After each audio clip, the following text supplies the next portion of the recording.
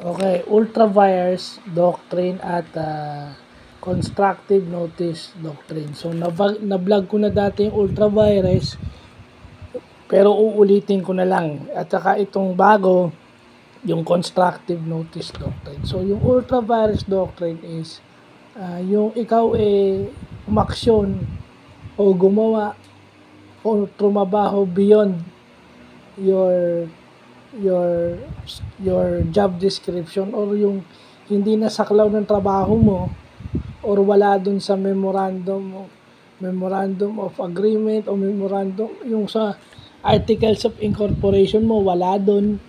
In other words, yung wala dun sa job description mo at yung labag sa job description mo, yun yung ultra vires. So, pag nagkaroon ka ng ultra vires, parang null and void na yung lahat ng ginawa mo. Kasi may mga tao minsan na eager masyado na lahat pinakikialaman. So, pag sumobra ka, sa corporate law, ang tawag doon is ultra vires. Yun lang siya simple. Yung constructive notice doctrine, ito yung pinapaalam lang sa'yo na meron kang legal obligation kahit na wala ka doon sa, kahit wala yung physical presence mo o absent ka. Kahit wala ka ron, pinapaalam na may legal obligation ka doon sa tao o doon sa kumpanya.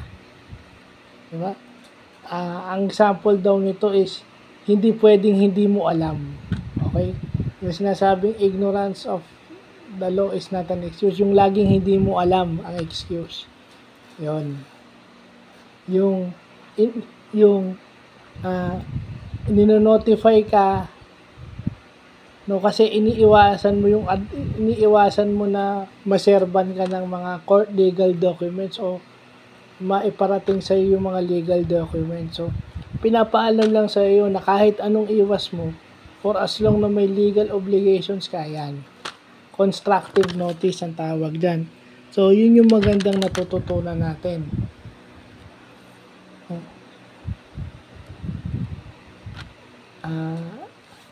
Hindi pwedeng hindi mo alam kasi yun ang lagi sasabihin, hindi alam, unaware, di ba?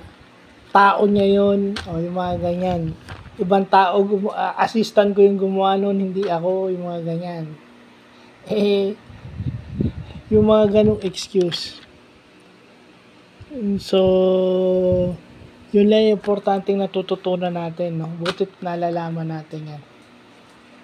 So, pinagsama ko na kasi halos magkadikit. So, yun lang po.